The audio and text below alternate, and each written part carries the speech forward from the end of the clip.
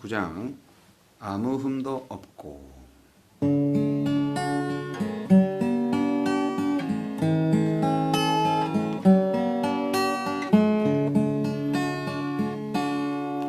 아무 흠도 없고 거룩하신 주 하나님 어린 양이 죽임을 당했네. 이는 날 위하여 십자가 위에서 못 박히사 깨뜨리신 주님의 몸일세. 이는 날 위하여 형벌을 받으사 주같이 내 대신 흘린 주의 보혈일세.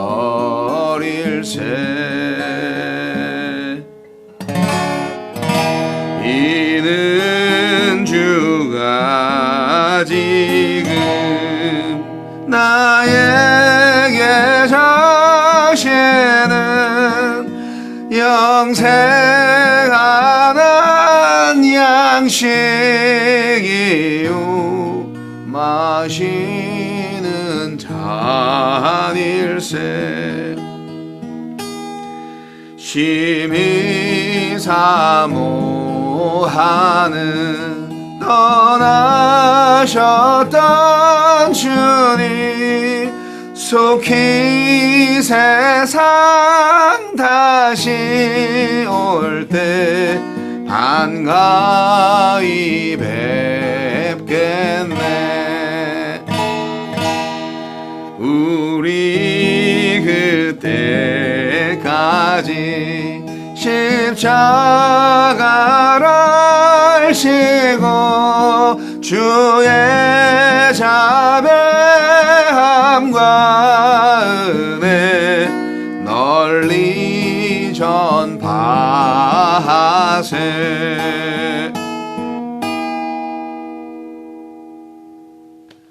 4월 13일 주일자 노준현 목사의 날마다 성경 누가복음 22장 1절로 23절 말씀.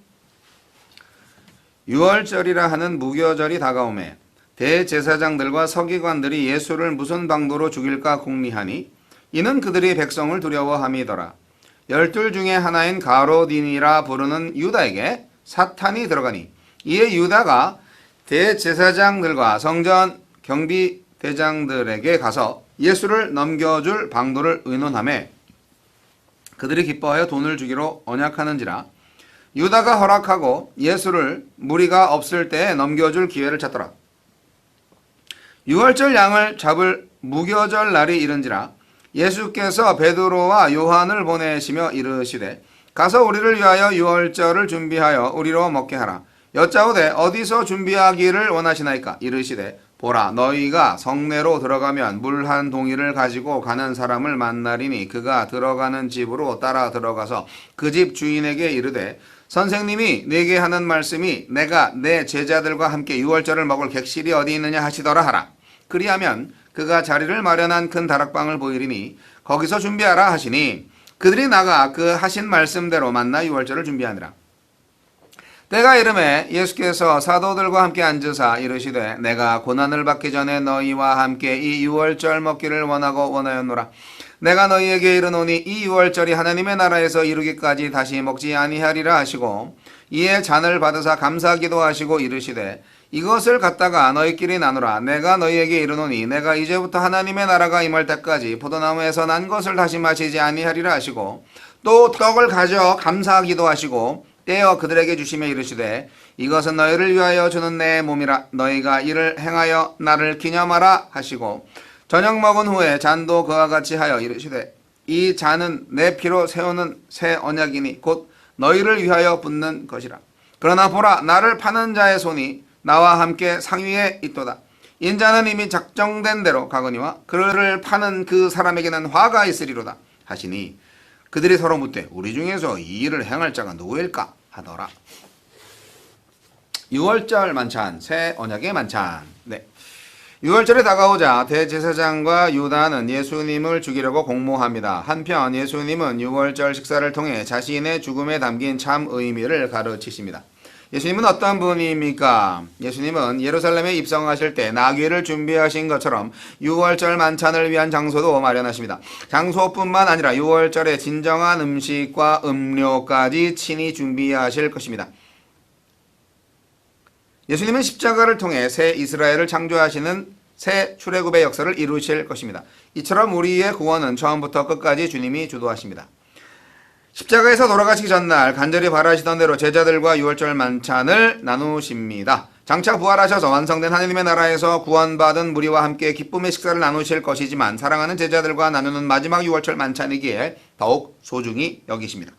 예수님에게 제자들은 그저 일꾼이 아니라 사랑하는 친구, 자녀입니다. 예수님은 6월절 식사 전후에 제자들에게 잔을 2번 주십니다. 이는 예수님의 죽음이 6월절을 성취하고 동시에 새 언약을 체결하는 이름을 보여줍니다. 짐승의 피로 이스라엘 언약 공동체가 출범한 것처럼 예수님은 자기 피로 영원한 새 언약 공동체인 새 이스라엘, 즉 교회를 세우시는 겁니다. 우리가 참여하는 성만찬은 모세의 출애굽이 예수님의 별세 안에서 완전히 성취된 것을 기념하는 의식입니다. 우리에게 주시는 교훈은 무엇입니까? 대제사장들과 서기관들은 자기들의 기득권을 비판하는 예수님을 제거하려 듭니다. 예수님을 죽일 방법을 찾지 못해 고심하는 그들에게 유다가 찾아가서 예수님을 넘겨주고 약조합니다. 유다는 결국 돈 때문에 예수님을 죽이려는 불의한 권력의 앞잡이가 됩니다. 돈을 사랑하는 탐심과 권력을 잃지 않으려는 욕심은 정반대의 삶을 촉구하시는 예수님을 견디지 못합니다. 유다는 예수님을 파는 자가 당할 화에 대한 경고를 듣고도 끝내 돌이키지 않습니다. 유다의 악행이 결과적으로 하나님의 뜻을 이루었을지라도 잘못에 대한 책임을 면할 수는 없습니다. 선택과 행동에 대한 책임은 오로지 자기 몫입니다. 주여 언약의 피로 세운 주님과의 만찬에서 생명의 풍성한 교제를 누리고 나누게 하소서. 네, 6월절 만찬의 이야기는 복음서에서 너무나 중요한 내용이죠. 이 6월절 만찬이 어떻게 보면은 교회의 정말 핵심적인 새 언약의 의식이거든요. 새 언약 상징의 의식이에요. 그래서 이 전통이 오늘날의 주의 만찬으로 남겨져 있죠. 하나님은 예수님을 통해서 새 언약을 세우시려고 그 새 언약의 디데이를 6월절 만찬의 날로 정하신 거예요. 6월절은 뭡니까? 예, 이스라엘 백성들이 출애굽을 기념하는 날이죠. 출애굽을 기념한다는 것은 결국 우리가 노예 생활에서 해방되는 날을 기념하라는 거죠. 그래서 6월절 기간에는 사실 그 기간 6월절 그러니까 출애굽을 기념하기 위해서 출애굽을 할 때 그 상황을 그대로 체험을 하기 위해서 이스라엘 유대교인들은 무교절로 지킵니다. 떡에 이스트를 넣지 않은 누룩을 넣지 않은 그래서 발효되지 않는 딱딱한 빵을 먹죠. 그래서 6월절을 기념을 합니다. 우리가 이렇게 빵을 구울 새도 없이 우리가 출애굽했어 이런 거죠. 그리고 이제 장막절을 또 지킵니다. 초막절이라고도 하는데 뭐 텐트 생활하는 거죠. 우리가 출애굽해서 광야에서 텐트 살면서 40년 살았어 뭐 이런 거를 이제 경험하는 거죠. 쓴나물 먹죠. 쓴나물. 네. 우리가 이렇게 노예 생활하면서 고통당했어. 그러면서 이제 그런 거를 체험적으로 먹는 겁니다. 그리고 이제 마지막 하이라이트 6월절에서 지키는 마지막 하이라이트는 맨 마지막 10번째 출애굽 시에 그 애굽에 내렸던 재앙 10번째 재앙이 장자를 죽이는 거였잖아요. 근데 이제 모든 생물의 가축까지 포함해서 모든 생물의 장자를 죽이겠다. 그렇게 이제 모세를 통해서 하나님이 말씀을 하셨는데, 문설주에, 각 가정에 문설주에 어린 양의 피를 발라 놓으면은 그 피를 보고 죽음의 천사가 와서 그 집으로 들어가지 않고 넘어간다. 예, 그래서 뭐 월장하는 거죠. 그래서 넘어가리라. 내가 그 피를 유월절 그 양의 피를 볼 때에 내가 너를 넘어가리라 하는 것처럼 죽음의 천사가 뿅 넘어가는 거죠.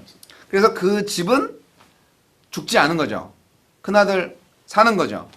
첫 새끼 사는 거죠.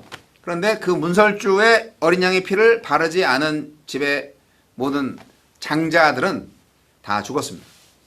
그래서 파라오 왕의 아들도 죽었죠. 양의 피를 딱 발라놓았으면은 안 죽었을 텐데 말이죠. 뭐 그걸 믿지 않은 거죠. 그런데 이 새 언약에서 예수님이 이것은 내 살이다. 먹어라.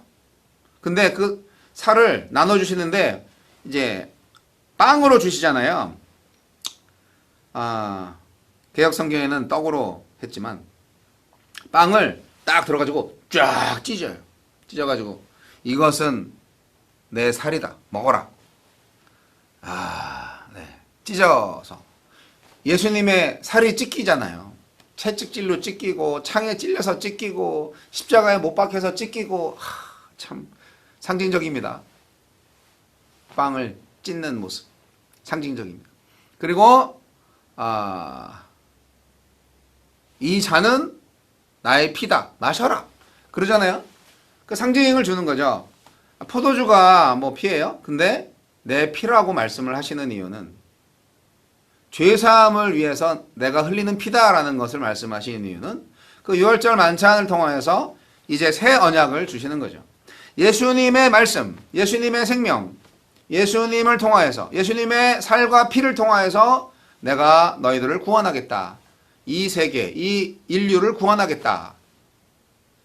그러한 언약을 새로 하시는 거죠. 유월절 만찬의 의미는 새 언약의 의미가 있는 거예요. 그래서 다시는 내가 천국에서 만날 때까지 이 6월절에 포도주를 마시지 않을 거야 라고 말씀하신 것은 이제부터 하나님의 나라가 임할 때까지 포도나무에서 난 것을 다시 마시지 아니하리라 예수님 말씀하신 거 이거 6월절 지킬 필요 없는 거예요. 끝난 거예요. 6월절은 끝났어. 그래서 오늘날 유대인들 6월절 지키죠? 그리고 하나님의 교회라는 이단도 6월절 지켜야 된다고 토요일날 열심히 뭐 예배하고 6월절 지켜야 된다고 그러죠? 확실한 이단인데 개신교에서 6월절 안 지킵니다. 6월절은 이스라엘 종교의 명절이에요. 예수님이 새 언약을 주셨어요. 그래서 우리는 주의 만찬을 지키죠. 그것도 주일마다. 하지만 이걸 확대 해석해야죠. 주일날 의식적으로 이게 교회 전통으로 하다 보니까 그냥 성가대 찬양을 하든지 아니면 백그라운드 뮤직을 틀어놓고 이제 잔을 돌리고 이제 떡을 나누고 뭐 이런 거를 하는데 그래서 예수님의 죽음, 십자가, 살과 피를 기념한다. 그런 의식을 하는데 이건 의식이죠, 의식. 초대교회 때는 이 주의 만찬과 애찬이 그렇게 구분되지 않았던 것 같아요. 근데 저는 그게 더 성경적이라고 생각합니다. 나중에 교회의 전통이 애찬과 이 성찬, 주의 만찬이라고 하는 성찬, 공예배의 의식으로 존재하는 요 성찬을 분리하게 돼서 오늘날에도 개신교에서는 뭐 그리스도의 교회에서는 매주일 지키죠. 카톨릭에서도 매주 성찬을 하죠. 어떤 교회에서는 뭐 절기마다 하기도 하고 제가 어렸을 때 섬겼던 장로교회에서는 부활절하고 크리스마스 때만 성찬식을 하더라고요. 여하튼 진짜 의미는 이 빵이나 포도주는 일상생활에서 먹는 음식이잖아요. 음료잖아요. 그러니까 모든 식사 공동체에서 먹을 때마다 나를 기념하라. 마실 때마다 나를 기념하라. 저는 이러한 의미로 받아들이는 것이 가장 좋다고 생각합니다. 유월절은 예수님의 주도적인 준비로 준비되었고 주도적으로 진행이 되었습니다. 예루살렘에 들어오실 때 예수님이 어떻게 지시하셨죠? 제자들 별로 한 거 없어요. 거기 어디 가면은 그 낙이 있을 거야. 그 낙이 저기 갖고 와. 데리고 와. 풀어와. 거기 낙이 주인이 뭐라 그러면은 주께서 쓰시겠다 하라고 해. 그러면 줄 거야. 그렇게 이제 뭔가 좀 뭐 암호까지는 아니더라도 뭔가 좀 접선 신호가 있던 거죠. 미리 준비하신 거예요, 주님이. 그리고 6월절도 마찬가지죠. 제자들이 아유 우리 저 제자들 다 모여서 6월절 식사를 어디서 준비하지 하는데 예수님이 성내로 들어가면 물 한 동이를 가지고 가는 사람 만날 거야. 그 사람이 들어가는 집으로 따라 들어가. 그래서 그 집주인한테 말해.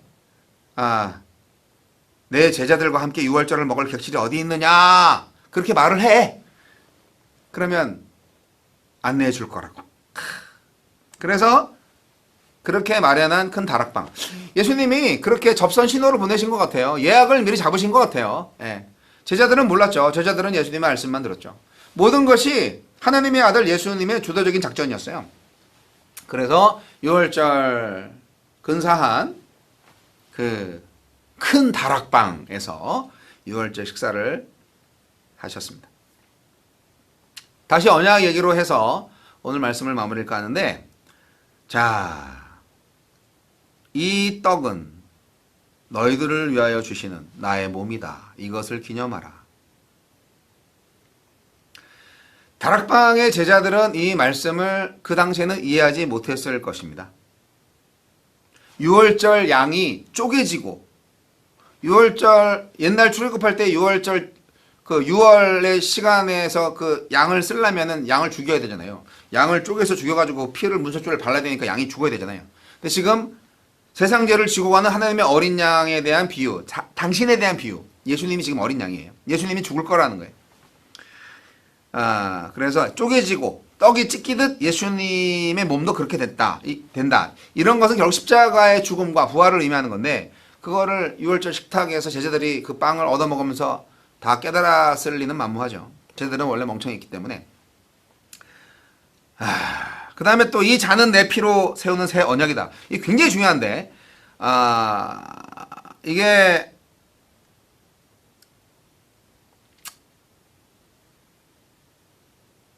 피 흘림이 없은즉 사함은 없느니라. 뭐 이런 말씀이 히브리서에도 있듯이 예수님의 피를 통하여서 죄가 사하진다는 하나님의 새로운 언약인 겁니다.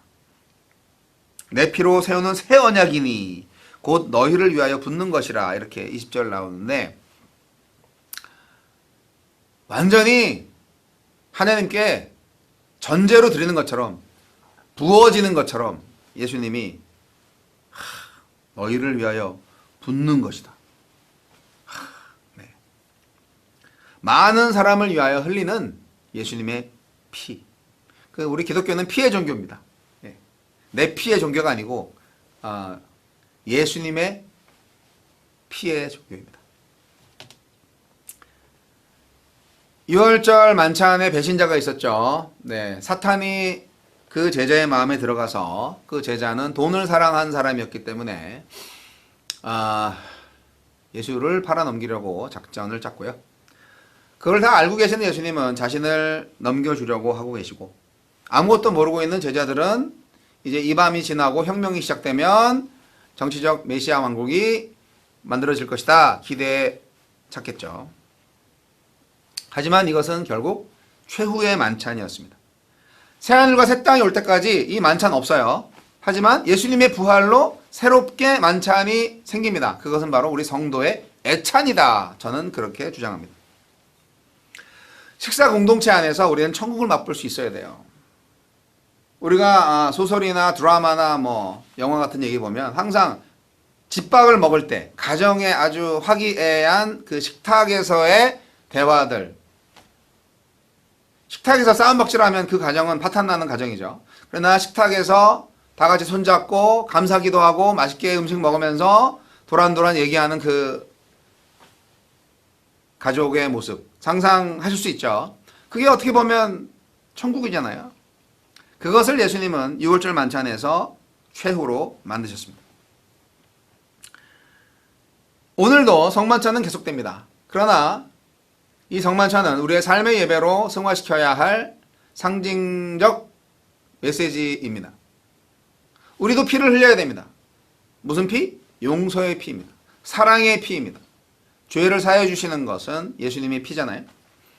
그렇기 때문에 다 이해할 수 없어도 우리가 예수님의 살과 피를 기념한다면 우리는 이 땅에 살면서 예수님이 완벽하게 오실 때까지 예수님의 살, 즉 말씀대로 살아야 하고 예수님의 피, 용서하며 사랑하며 살아야 합니다.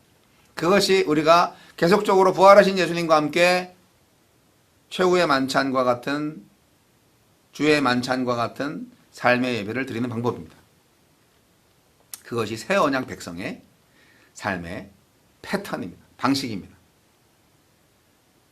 새 언약의 만찬 이해하시겠습니까?